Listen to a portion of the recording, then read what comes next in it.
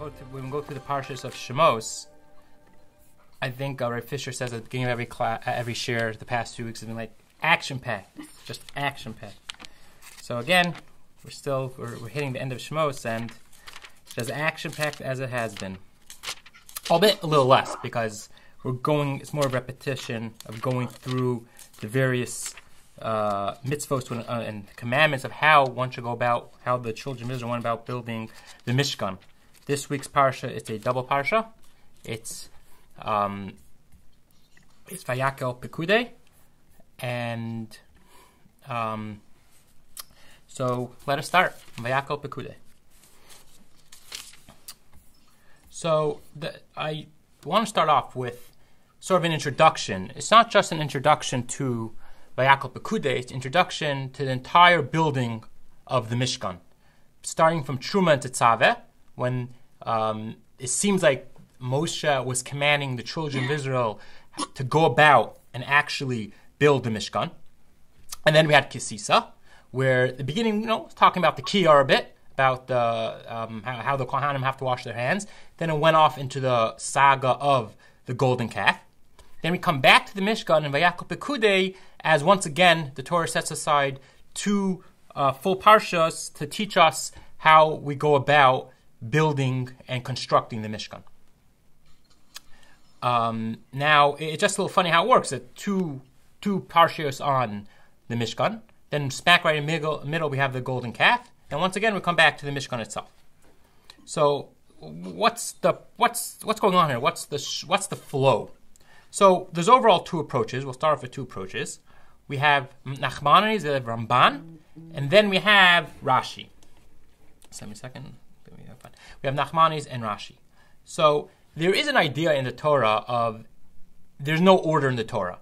Anything that happens in the Torah, to go back, we have a general rule. There's no there's no order in the Torah. Anything could be there's no chronological order. That's the overall sense. However, it's not that easy to explain. We don't go exactly with that. There is a machlekes there's an argument between Nachmanides and Rashi when we utilize this rule. That there's nothing in order. There's no order in the Torah. When it looks like when the story takes place, immediately there's another story that follows. Not necessarily did the first one come before the second one. Perhaps the second one became before the first one. Nachmanides' approach is that we only utilize this rule if something doesn't make sense. If something just is not logical and we can't fit it into the structure of the Torah, we'll say, okay, the first story that's written in the Torah really took place years after the second story. That's only if we can't explain it. But if there's no contradiction between the 2 stories, if there's no contradiction in the chronological order, we'll just go with it. The Torah, the way it's written, is a historical line. Rashi does argue. And Rashi holds the opposite view. He holds no. There is no order in the Torah, and you can say that whenever you want. Even when it really looks like the order makes sense and the way the Torah lined it up chronologically one after the other. But if you want to, you could go ahead and mix up the whole thing and explain it as you want, and you're not bound by the timeline that the Torah creates. So with that, let's go back to our where we are. We have Truma and Tetzaveh. We have two parshas giving us the mitzvahs of the Torah. And then we have the golden calf, we're in Kisisa, and then we come back in this week's parsha Vayakhel-Pekudei. So Nachmanides' whole rules is that if we're able to, we try to keep to the chronological order. Therefore, according to Nachmanides, what the order is that Moshe Rabbeinu, when he was up in Shemayim, when he was up on the mountain immediately after Har Sinai, Hashem instructed him to build the Mishkan, and that was Truma Tetzaveh. That is not the Truma Tetzaveh is not when Moshe is talking to the children of Israel. It's God commanding Moshe to go about and how to go about to build the Mishkan, and who to choose, and how much gold and silver has to be collected. Then so that was in the mountain. Then Moshe comes down, and he sees the children of Israel that they sinned by the golden calf, and everything was put on hold. And Moshe didn't know. Perhaps there would be no Mishkan. Perhaps Hashem is totally going to eradicate the Jewish people. Maybe he'll set them aside and create another nation. Moshe didn't know. As you know, Hashem really wanted to go ahead and create Moshe as his nation himself. So So then everything was put on hold. That was by the golden calf. And then after Yom Kippur, after Moshe got Slichum Mechila, after the Jewish nation repented, everything was put back as originally planned. Then we come to Vayakhel-Pekudei. Therefore, according to Nachmanides, the chronological order is as written in the Torah. Truma Tetzava was the idea given over to Moshe, the commandments. The golden calf paused everything because we didn't know what would be. And after Hashem came back and said, Slachti Kidvarecha, I forgive you, everything continued on as planned when it came to Vayakhel-Pekudei. So that's the order of events according to Nachmanides. Rashi has perhaps a little bit of a different approach. According to Rashi, there is no order at all. And according to Rashi, an amazing thing, originally there was supposed to be no Mishkan at all. There was no need for a Mishkan. After Har Sinai, after Sinai, the Jewish nation was at such a pinnacle state, there's no need to contain God's presence in any one point in this world. God would dwell among all the entire Jewish nation, wherever they would be found, whether it be in their house, in their study halls. You don't have to go anywhere to approach God as we use the Beis Hamikdash and the Mishkan for. Rather, he would be found in any place where you turn to him, he would be there. Then there was the sin, but then there was the sin of the golden calf. And then everything got thrown over. That plan got scratched, got totally knocked off. And HaKadosh Baruch Hu decided the Jewish nation is not worthy of me being in their entirety, wherever they are. They'll have to come to me, and I'll build a home on earth in order to contain my presence. Therefore, according to Rashi, there is no order in the Torah. First, there was, even though it looks like Truma Tetzava came immediately after Har Sinai, and that was the original plan, it's not so. Rashi immediately utilizes this idea of there's no order in the Torah. And according to Rashi, first, the way the chronological order is, there was Har Sinai. There was no plan for the Mishkan at all. Then we had Kisisa, the golden calf. Then HaKadosh Baruch Hu said he's going to withdraw himself into the Mishkan. Then we had Truma Tetzaveh, where it was a commandments. Moshe was telling over to the children of Israel how to go about it. And then Vayakhel-Pekudei, our parsha, was the actual, the way they implemented it. That's the machlekes, that's the argument between Nachmanides and Rashi. And it's a fundamental machlekes. Is the Mishkan, is the Beis Hamikdash, was that plan A? According to Rashi, that was not plan A. We're never supposed to have a Mishkan. HaKadosh Baruch Hu was supposed to dwell amongst each and every Jew in himself. There would be no place, you didn't have to return to him. Wherever you went, HaKadosh Baruch Hu, God would be there with you. Unfortunately, we sinned, and Hashem had to be contained, and we had to be Oile Regel 3 times a year. We had to approach Hashem where he was, instead of him coming to us. Then we have Nachmanides, who claims that was plan A from the very beginning, that we're always supposed to have a Mishkan, just the golden calf. Threw things off, we weren't sure. Then when we got Slichum Mechila, we came back to Vayakhel-Pekudei. I'd like to throw out one more explanation, and this is the Zohar. The Zohar explains that this was plan A. And the way Truma Tetzaveh works is that first we had Mount Sinai. Then Hashem told, before Moshe went up to Sinai for 40 days and 40 nights, Hashem told him the plan of the Mishkan. He told the Jewish people, all the gold and silver was collected in Truma and Tetzaveh. Then there was the sin of the golden calf, and again everything was put off on hold, and till there was Slichum Mechila, Hashem forgave us, and once again we built we were able to go ahead and build the Mishkan. It's interesting because if you remember last week's parsha by the golden calf, it said that the men removed their earrings. Why do they have to remove their earrings? They left Egypt with vast amounts of gold. Why don't they just take the gold? Explains the Zohar, it must be because they already gave away all the gold. Before Moses went up, all the gold and silver already was pretty much wiped out in the Jewish camp because they already donated it for the Mishkan. Therefore, when it came to the golden calf, there was no gold anywhere. And they were left with just the gold that they actually physically had on them, and then they donated it to the Mishkan. Now, taking these 3 different approaches, we have Nachmanides, who says that was a plan all along. Originally, there was always supposed to be a Mishkan. Then there was Rashi, who explains that there never was supposed to be a Mishkan. It sort of is a punishment in a way. The Mishkan is a punishment because we're supposed to be a much higher level than having to contain God. Then we have the Zohar, who explained the third approach, that really all the gold was collected before, and then there was the sin, and then everything was put on hold, and then HaKadosh Baruch Hu gave us Slichum Mechila.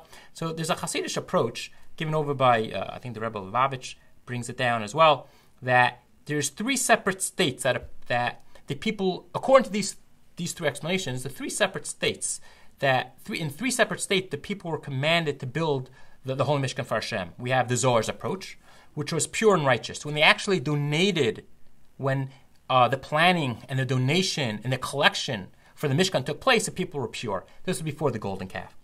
This is sort of the best way for one to approach Hashem and build a connection with Him is via purity. Then we have Rashi, that originally there was no plan. And then when they actually, Kadosh Baruch Hu went ahead and told them that you could build the Mishkan, that was only after they actually got Slicha Mechil, that's only after they received atonement. And that's the middle path, meaning they're Choser B'tshuva. They acknowledge they did something wrong, but they repented. That's the second approach when it comes to connecting to Hashem. You connect to Hashem when one is,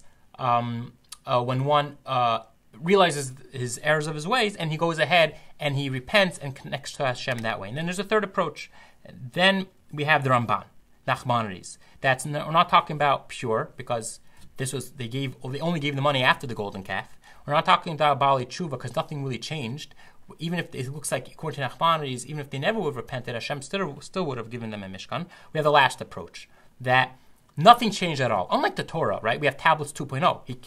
Moshe came down with a second set of tablets. The whole Torah was changed after the Egel, but the Mishkan was never changed. The Mishkan's plan, which we had originally back then in Truma Tetzaveh, then we had the golden calf. It was put on hold for a second, but that never changed. This is the way to approach HaKadosh Baruch Hu, even when one didn't do tshuva, even when one's life, even when you're on your low levels of one's life, like as they did as the Jewish people are holding by the Egel, no matter what, you're still able to approach Hashem.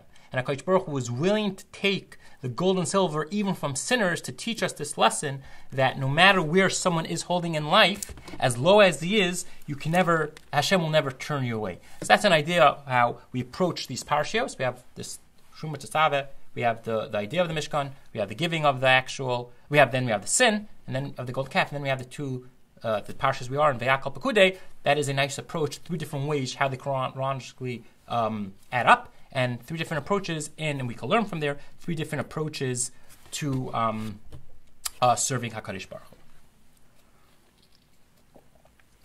Okay, now we go on to another part of the parsha, the story of Nesiim. This is, as I see on the screen, or you should see on the screen, Shemos 35:27. And the pasuk reads, and you can read it on the screen as well, V'Nesiim heviu es avnei hashoham, ves avnei hamluim, le'ephod u'lechoshen. And the Nesiim brought the leaders. The Nesiim were the leaders, the 12 leaders of each leader of each tribe, and there were 13 of them. The leaders brought the avnei hashoham, and this was for the breastplate and for the stone, the 2 stones that's what on the shoulder of the Kohen Gadol. Now, if you look at the word Hanasiim, it's missing a yud. Usually, there's a yud, aleph, yud, mem. In this case, it's only it's missing the yud before the mem.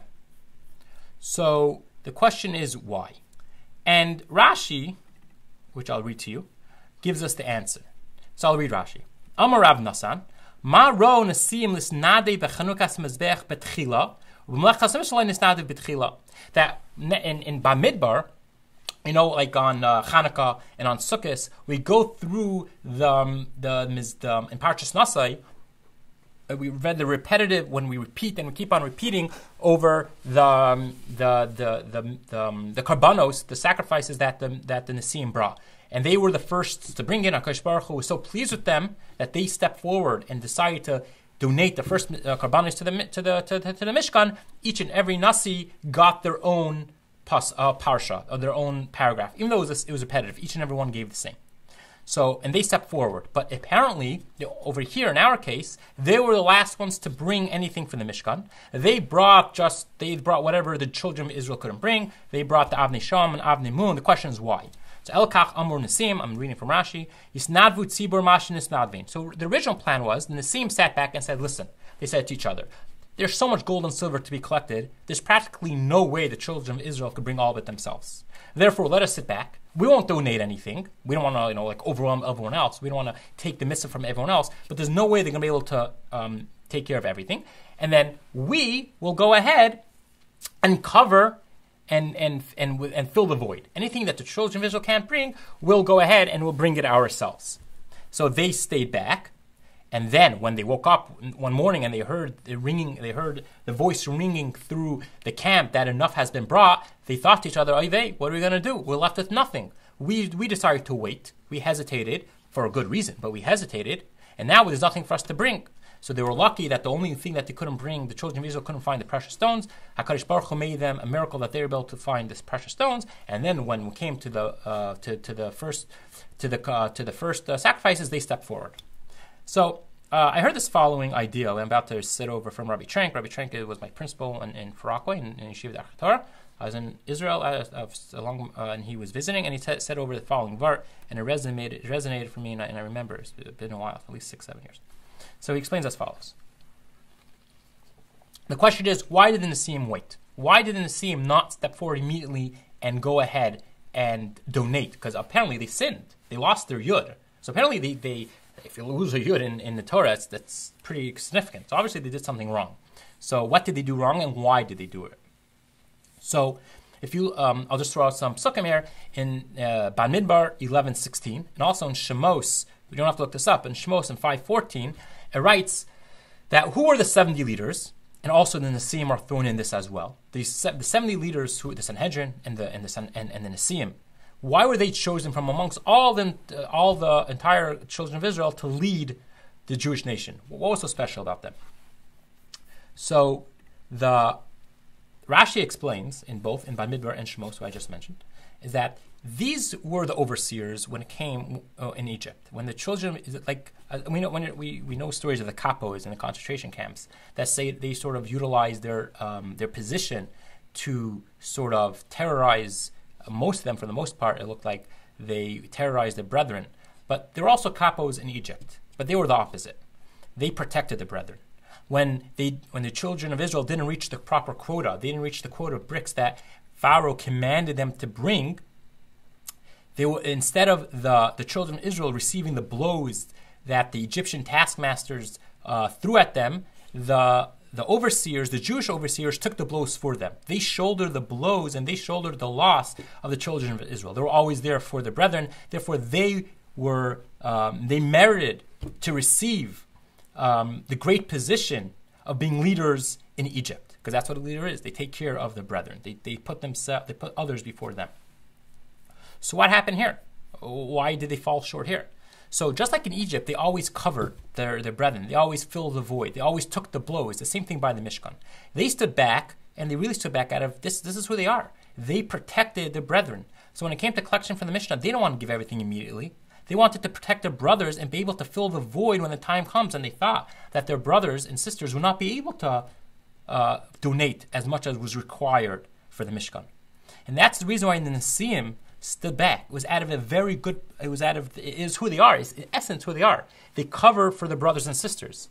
And that's why they stood back and they did not go ahead and collect. However, ultimately, there was some bit of something there that came from it, perhaps some laziness. Perhaps they shouldn't have done that. Perhaps they should have donated something first. And because of that, they lost their yud. That's an amazing idea who the Nesiim were. They were the ones who felt responsibility, as true leaders are responsible. They feel responsible for the brothers and sisters. They're willing to take the physical blows for the brothers and sisters and fill the void when they couldn't donate. And as great leaders are, they learned their lesson. And when it came to the Chanukah Sabayit, when it came to the who's going to bring the first sacrifices to the Mishkan, the Nesiim stepped forward and they learned their lesson good and well from the time from when they remember from the lack of giving when it came to the Mishkan a year before. So those are Jewish leaders. They take the blow for the brothers and sisters. They fill the void. They're always there for them. They put others before them. They take upon responsibility, and at the same time, they learn from their past mistakes. Okay, now we will continue on. The next is going to till now we were actually in Parshat Vayakhel. Now we're going to move on to the next. We're going to still keep in Parshat Vayakhel. The pasuk I just threw up is actually in Truma. Since we're talking about the building of the Mishkan, I decided just to throw out this interesting halachas that we derive from the Mishkan.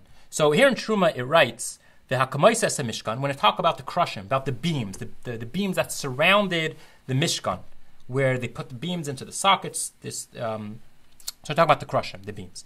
And in Truma it writes Hakamaises Mishkan Kemishpato Asher Har Isa Bahar. And literally it means, you can read on the screen, you should set up the Mishkan as taught and as shown on the mountain. Now, usually, Kimishpato. What does Kimishpato mean? Usually means as a judgment. Now, the question is, how is there judgment for beams? Beams are inanimate objects. You can't have any punishment or judgment for a beam. So what does it mean? So what we understand what it means to mean is that as the laws are, just like, meaning, what's a judgment? Judgment is when a judge analyzes what took place, and he looks in his law books and what was written originally, whatever was written as the law of the land, and that's what he judges on. So the idea of judgment is as at how it was at first, right? The judgment never derives from the law. He has to keep to the law. The idea of the law is from what was. So the sages understand that the beams had to stay where they were. That wherever the beams were, if the beam was, let's say, the third beam from the west, and then they took it down, because remember, they took it down and put up, took it and put down, right? They traveled, as they wandered around the desert for 40 years. So wherever the beam was, if it was the third from this beam was a third from the west, it would always have to be the third on the west. If this beam was the fifth on the east, it would always have to be the fifth on the east. And that's what it means in the judgment. The way it was told over originally, the way it was written down originally, each beam would have to stay where it is. And that's an interesting law that we derive from this pasuk, and it sort of answers a good question. It's an important source to know. On Shabbos, the 39 malachas are derived from the Mishkan. Every act that was done in the Mishkan we say that it's forbidden to do on Shabbos. Now, one of them is ksiva. You're not allowed to write on Shabbos. So where do they write on Shabbos? So the Gemara explains that how we know the place where they wrote on the place where they wrote in the Mishkan that tells us that it's forbidden to write on Shabbos was by the crushim, by the beams. For the crushim had to be in the exact order. Each beam had to always be placed where it was originally. So it has to be in the exact order. Every beam was always next to the other to every other beam, and then every single beam had to be placed as it was. If one beam was the first on the left, it would always be the first on the left. The second beam would always be the second beam, and the third would always be the third beam. They were never allowed to change order. Now, therefore, in the Mishkan, they had to etch in the numbers, or symbols at least, for each beam to remember, this beam is the first, this is the second, this is the third. So therefore, in the Mishkan, they had to etch it into the beams. And therefore, on Shabbos, it is forbidden. Which I always thought the reason why I never knew this. I always thought the reason why on Shabbos, why in the Mishkan, they etched into the beam, because I thought, just convenient wise. So if you ever build like a sukkah, you build anything out of wood, and it has several boards, and you drill through them to put screws or bolts, try to do that when you put them out of order. It's never going to line up. Wood never lines up. It's really hard to do. So if I thought just convenience-wise, each beam had to always be in the same spot in order that so the rods could go through properly. But no, the real reason is halacha, derived from the Torah. The Torah says on the screen that kemishpato, each beam had to be where it was. So interestingly, this comes in halacha. The Chassam Sofer writes in a tshuva and a responsa that the same applies to our synagogues. Our synagogues today represents the Beis HaMikdash. And anything which is intrinsic to a shul, let's say like a bima, or like the aron, or like where the chazan, the chazan's pulpit, all those things should never be around for no reason. If possible, anything that defines a shul according to the Chassam Sofer, based on this idea, the idea of the Mishkan, that everything that was placed originally should never be moved. And therefore, when one builds a shul, whatever is set down first should never be moved again if possible. Others write also like even something simple as the lighting in the shul, right? A shul has to have lighting, it's integral to the shul. You shouldn't move around lamps. Now, although today, this is not the general practice, items are moved around for a kiddush or for an event. However, there are those who derive from this idea in the Mishkan that the beams were never allowed to be moved. Okay. Now we are going to move on to Parshat Pekudei. And this is just, it's a lot. I just put down the place. It's Shemos 38-26 because it's a little lengthy. It's a lot of psukim. And then I'll just tell, hold on.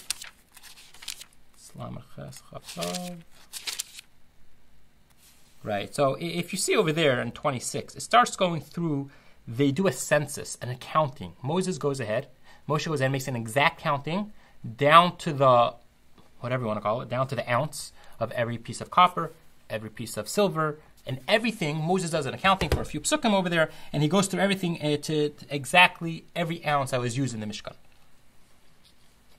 So it's asked is why? Why did Moshe go ahead and feel the need to do an exact accounting for everything in the Mishkan?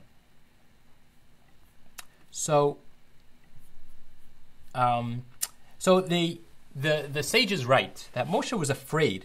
He was afraid that he didn't want any rumors to start, that people would accuse him of stealing or pocketing some of the money. Therefore, he went ahead and made an exact accounting down to the cent in order no one could accuse him that he benefited from the donations and he snuck a few dollars for himself. Now, the funny thing is, like, come on, like, how could the children of Israel literally think that Moshe Rabbeinu would steal? I mean, this Hashem.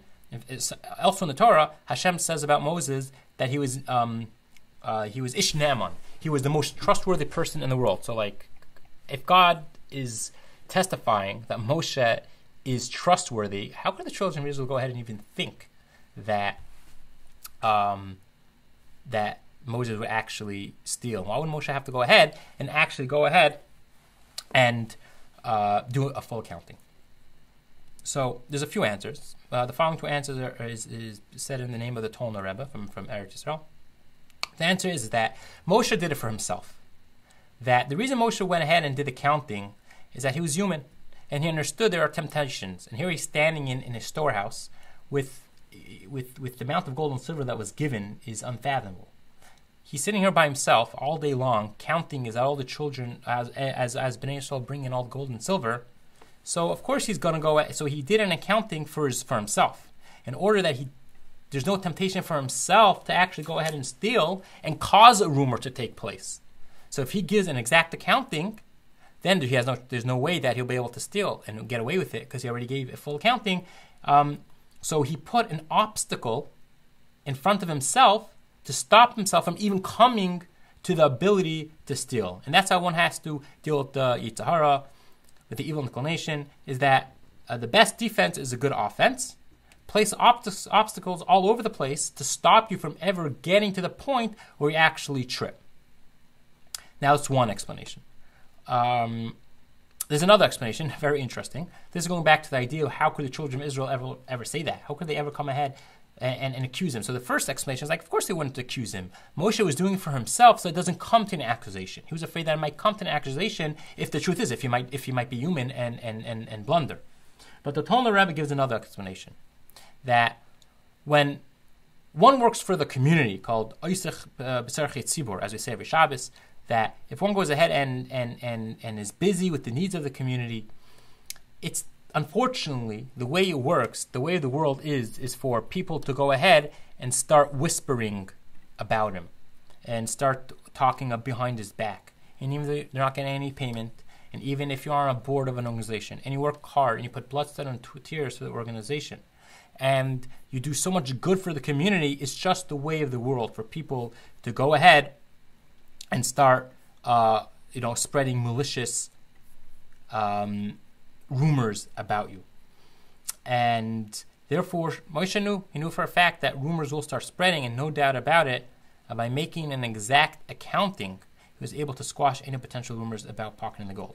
I like to throw on one more approach, and this is from the Satmar Rebbe. There's a whole different approach.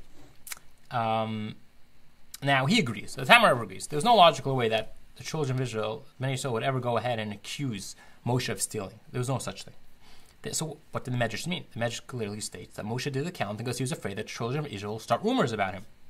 So he writes, yes, Moshe, the children of Israel, the Bnei Israel might start rumors about him stealing, but not stealing physical money, not stealing physical possessions. Rather, he was afraid that they're going to start accusing him of stealing spiritual mitzvos, spiritual possessions, spiritual merit.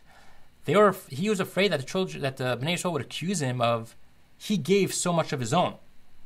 He went ahead and Moshe, instead of waiting and doing what's right and giving everyone else the opportunity to donate, he was afraid that the Bnei Israel would accuse him of going ahead and giving more gold and silver than everyone else. That he took more spiritual reward than was allocated to him. Therefore, he made an exact accounting and he said, you, Shimon ben Levi, you gave this amount. And you, Yaakov ben Yitzchak, gave this amount. And you gave this amount. And everyone understood, and as everyone was sitting there keeping notes, and they tallied it all up, and they saw that Moshe did not take any more, did not donate more than anyone else, and did not steal their spiritual merit more than his share. So that's the explanation. Now we're going to go on to our last piece here, and this is towards the end. This is towards the end of Pekudei, and it reads here as follows. It says, "Vayakom Moshe es Mishkan." It says that Moshe put up the Mishkan. V'yitin Adonav v'yasem es karasha v'yitin es v'richa v'yakom es amudav. Moshe put up the Mishkan. He put his sockets, his planks, inserted his bars, and erected his posts. Meaning, Moshe placed the entire Mishkan up by himself. The funny thing is that it looks like Moshe went ahead and he set up the entire Mishkan by himself. Interestingly, that the previous verse says as follows, and this is in 17, right immediately behind it, as you see on the screen. It says, "Vayhi b'chodesh harishon," and it was on the first month. "B'shan ha'ashenis, be'echel hachodesh hukam ha'mishkan." The Mishkan was set up. It looks like that the Mishkan set itself up. So which one is it? Did a miracle happen and the Mishkan set itself up by itself? Or did Moshe do it himself? Which one is it? So we sort of have a contradiction. So the answer lies in a Rashi elsewhere. The Rashi explains that Hashem turns to Moshe and says, "Moshe, I want you to put up the Mishkan." And that explains how the second verse. This explains verse 18, that Moshe was the one to put it up. But Moshe turned to Hashem and said, I can't. There's no way I could put up a Mishkan myself. You know how heavy these things are? These beams are tremendous. They're pieces, they're whole chunks of wood. How could I put it up myself? So Hashem said back, don't worry. I'll put it up, but it'll look like you're putting it up. And that explains there's no longer a contradiction. In verse 18, as you see on the screen, Moshe was the one that put it up. It looked like he was putting it up. But how it really was put up, it was by itself through a miracle of HaKadosh Baruch Hu. So this is a beautiful metaphor for our journey through life. Many times we complete unbelievable acts. And many times it feels like we accomplished it ourselves. And there are other, and we say we were, it's a little surprised what we did. But yeah, I was able to pull it off. I had the right training. I had the right luck. Everything fell into place. And I was able to pull off this amazing feat. There are other times when we accomplish a great act, great feat again. And we say to ourselves, there's no way we did this ourselves.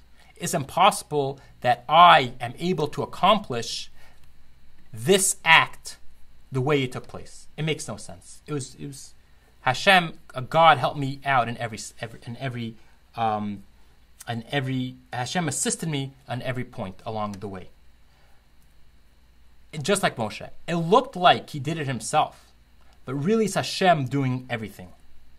So when it takes place that you feel you did it yourself, always remember that one time when Hashem helped you the entire way.